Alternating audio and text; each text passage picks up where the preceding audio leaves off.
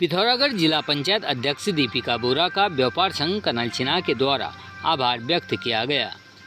व्यापार संघ के अध्यक्ष रवि सिरोला ने कहा कि जिला पंचायत अध्यक्ष के द्वारा कनालछिना बाजार में जिला योजना परियोजना के अंतर्गत हाई मास्क और सौर ऊर्जा लाइट प्रदान की गई हैं, जबकि पिथौरागढ़ जनपद में मात्र 10 हाई मास्क लाइटें स्वीकृत थी।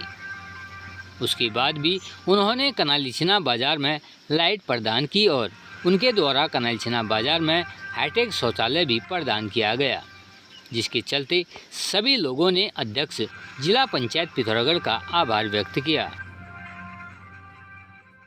पिथौरागढ़ हिमालय मस्तिष्क फाउंडेशन के उपाध्यक्ष और देवभूमि शिक्षा के निदेशक डॉक्टर नीरज चंद्र जोशी ने पिथौरागढ़ जिला अधिकारी रीना जोशी के माध्यम से प्रधानमंत्री व मुख्यमंत्री को ज्ञापन भेजकर कहा कि जिला अस्पताल के पास में स्थित प्रधानमंत्री जन औषधि केंद्र पिछले 1 माह से बंद पड़ा हुआ है, जिससे जनता को प्राइवेट दवा की दुकानों से महंगे दामों में दवाइयाँ खरीदनी पड़ रही हैं, जिससे कम आयु वर्ग के लोग अधिक दाम के कारण जरूरी जीवन रक्षक दवाइयाँ नहीं खरीद पा रहे हैं। इससे जनता में रोष व्याप्त है। फाउंडेशन के अध्यक्ष व राज्य आंदोलनकारी बसंत भरने और डॉक्टर नीरज चंद्र जोशी ने कहा कि अगर जल्द प्रधानमंत्री जन औषधि केंद्र नहीं खोला गया तो क्षेत्र की जनता को वह साथ लेकर स्वास्थ्य विभाग के खिलाफ आंदोलन शुरू कर देंगे, फिर जिसकी जिम्मेदारी शासन प्रशासन की होगी। वहीं जिला अधिकारी ने उक्त मामले में जल्द उचित कार्रवाई का आश्वासन दिया है। पिथौरागढ़ आदि कैलाश यात्रा 15वें दल के यात्रियों ने आदि कैलाश के दर्शन किए। वहीं कुमाऊं मंडल विकास निगम के प्रबंधक दिनेश गुरुरानी ने कहा कि आदि कैलाश यात्रा 15वें दल के यात्रियों ने आदि कैलाश के दर्शन करने के साथ साथ 14,500 फीट की ऊंचाई पर स्थित जोलिंगकोंग में एक पौधा धरती माँ के नाम के तहत भोजपत्र, फर व रेचका के पौधों का रोपण किया। यात्रियों के द्वारा गौरी कुंड व जोलिंगकोंग में पड़े हुए कूड़े को इकट्ठा कर उसका निस्तारण भी किया गया। वहीं यात्रियों ने कहा कि उन्होंने उच्च हिमालय क्षेत्र में पौधे लगाए। वहीं कुमाऊं मंडल विकास निगम के प्रबंधक दिनेश गुरुरानी के द्वारा उच्च हिमालय क्षेत्र में पर्यावरण संरक्षण क्षेत्र में किए जा रहे कार्यों की सराहना की।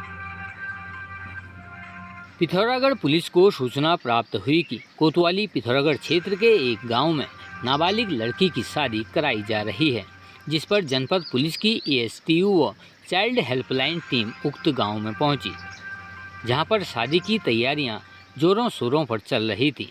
जानकारी करने पर ज्ञात हुआ कि जिस लड़की की शादी हो रही है उसका प्रमाण पत्रों के अनुसार उसकी उम्र 17 वर्ष है। वहीं पुलिस टीम के द्वारा उक्त शादी को रुकवाया गया। उक्त लड़की व उसके परिजनों की काउंसलिंग की गई, साथ ही बाल विवाह संबंधी कानूनों की जानकारी भी दी गई। वहीं लड़की के परिजनों के द्वारा बताया गया कि उनको कानून की जानकारी नहीं थी तथा अब उनकी लड़की की शादी उसके बालिग होने पर ही कराई जाएगी।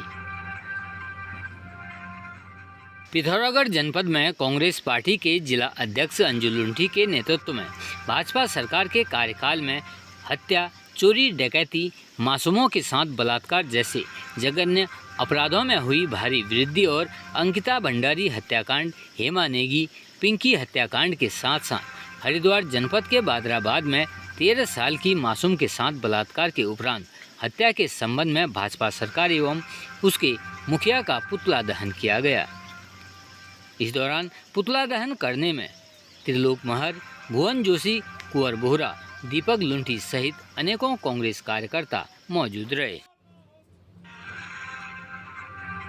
पिथौरागढ़ जिले के डीडीहाट यूथ कांग्रेस के जिला अध्यक्ष विक्रम दानू ने जानकारी देते हुए बताया कि ग्राम सभा वल्थी के तोक देवी बगड़ में 4 परिवार त्रिभुवन राम, पप्पू राम, वीर राम व सुरेश राम के 4 परिवारों को प्राथमिक विद्यालय देवी बगड़ में शिफ्ट कर दिया गया है।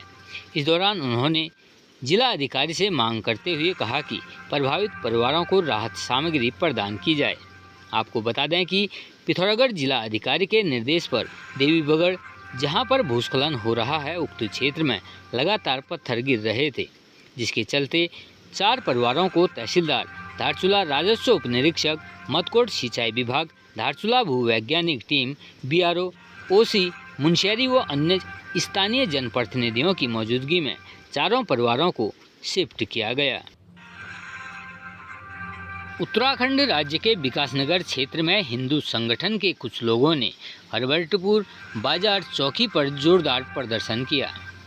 वहीं प्रदर्शनकारियों का कहना है कि एक हिंदू लड़की को दूसरे समुदाय का युवक भगा कर ले गया है। इस मामले में एक वकील की संदिग्ध भूमिका के चलते हिंदू संगठन के गुस्साए लोगों ने वकील के घर पर जमकर तोड़फोड़ कर दी। घटना में प्रदर्शनकारियों ने वकील की 2 गाड़ियों सहित घर का काफ़ी सामान तोड़कर चकनाचूर कर दिया। प्रदर्शनकारी लड़की को बरामद करने के साथ ही आरोपी युवक व वकील के खिलाफ मुकदमा दर्ज कर कार्रवाई की मांग कर रहे थे। वहीं पुलिस ने इस मामले में मुकदमा दर्ज कर मामले की जांच अब शुरू कर दी है। वहीं उचित कार्रवाई व आश्वासन के बाद मामला शांत हो सका। मैं 5 और 6 बजे के पीछे मौजूद था और मेरा इस मामले से मैं किसी लड़की को नहीं जानता, ना मैंने कोई कोर्ट मैरिज कराई, ना ही मुझे ये मालूम कि कौन कशिश है, ना ही कोई ये पता कि अमजद कौन है। ये मेरे घर में 15 से 20 लोग घर में घुस गए और इन्होंने जय श्री राम के नारे और रईसुद्दीन सिद्दीकी मुर्दाबाद के नारे लगाए और इन्होंने मेरी दोनों कारों को नुकसान पहुँचाया। मेरी बीवी के साथ धक्का मुक्की की, गाली बकी और आग लगाने का प्रयास किया, घर में तोड़फोड़ की। और मुझे जो है मेरे बच्चों ने पकड़ लिया, वरना ये स्पेशल मुझे जान से मारने की जो तलवारें और डंडे और लाठी लैस होकर आए और इन्होंने पत्थरबाजी की और पत्थर हाथ में लेकर के मेरी गाड़ियों CCTV फुटेज में ये सारी कवरिंग आ चुकी है और मेरी गाड़ियाँ इन्होंने तबाह कर दी हैं। लगभग 50,000 से ऊपर का नुकसान इन्होंने किया है और मेरे घर में छोटे छोटे बच्चे परिवार मौजूद था और हमने कोई जवाबी कार्रवाई नहीं की। विरोध किया मेरे बच्चे फैजुद्दीन सिद्दीकी एडवोकेट ने, जिसके कि उसे भी चोट पहुंची और मेरी बीवी के भी धक्का मुक्की में चोट आई, क्योंकि वो बीमार है, मैं भी बीमार हूँ। मेरा कोई दूर दूर से इस कोर्ट मैरिज के कराने से या ना कराने से मेरा दूर दूर तक कोई वास्ता नहीं है। उसने षड्यंत्र ये भी किया है कि उसके घर से कुछ नकदी और काफ़ी सारा जेवर भी लेकर के गया है, मतलब एक तरह की लूटी हुई है। और ये सब कार्य जो हुए हैं यहाँ एक हरबर्टपुर में फतेहपुर रोड पर एक है सिद्दीकी वकील, रईसुद्दीन सिद्दीकी वकील का नाम है। वो अभी हाल ही में एक नाबालिग बच्ची को भगाने के जुर्म में जेल काट करके आया, अभी 5-7 दिन पहले आया होगा। उसने ये बाहर आते ही ये षड्यंत्र रच दिया और सारी की सारी घटना उसने लिख करके उस लड़के के माध्यम से लड़की को इंस्टाग्राम पर उपलब्ध कराई। क्या षड्यंत्र करना है, कैसे करना है, क्या बोलना है, पूरा रोड मैप उसने उसको दिया है। तो इसका पूरा हैंडलर वो रईसुद्दीन सिद्दीकी है। हमारी डिमांड ये है, हम आज यहाँ जो पहुँचे हैं कि रईसुद्दीन सिद्दीकी को गिरफ्तार किया जाए, हमारी लड़की बरामद करी जाए और जो वो सामान लेकर के गई है वो हमारा बरामद करा करके दिया जाए। जब ये लोग वहाँ गए देखने के, क्योंकि पुलिस का प्रशासन का कहना था कि रईसुद्दीन सिद्दीकी घर पे नहीं है, तो ये लोग गए वहाँ, रईसुद्दीन सिद्दीकी की गाड़ी खड़ी हुई थी, तो इन्होंने जैसे आवाज़ लगाई तो अंदर से एक उनका लड़का है, वो उनका सिद्दीकी जी का बड़े वाला लड़का, वो आया और उसने हथियार से डॉक्टर साहब भी आगे थे तो इन पर हमला कर दिया। ठीक है, जिसके कारण फिर वहाँ से लोगों को आना पड़ा और हमने पुलिस में आकर के इसकी शिकायत की कि भाई वहाँ पर हथियारबंद लोग उन्होंने अंदर रखे हुए हैं। रईसुद्दीन सिद्दीकी को किसने सूचना दी कि वहाँ कोई जा रहा है? वो पहले से ही इस प्रकार के हमले की पूरी योजना बना करके बैठे थे। वो लोग अपराधी प्रवृत्ति के लोग हैं, इसमें कोई दो राय नहीं है, कोई संदेह नहीं है। क्या कार्रवाई नहीं होती है, जब तक कार्रवाई नहीं होती हम यहीं बैठे हैं और तब तक हम यहाँ से जा नहीं रहे हैं।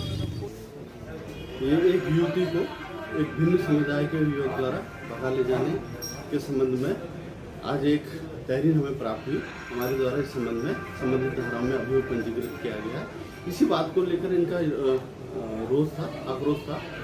तो अब चूँकि अभियोग पंजीकृत हो गया और मामला शांत हो गया,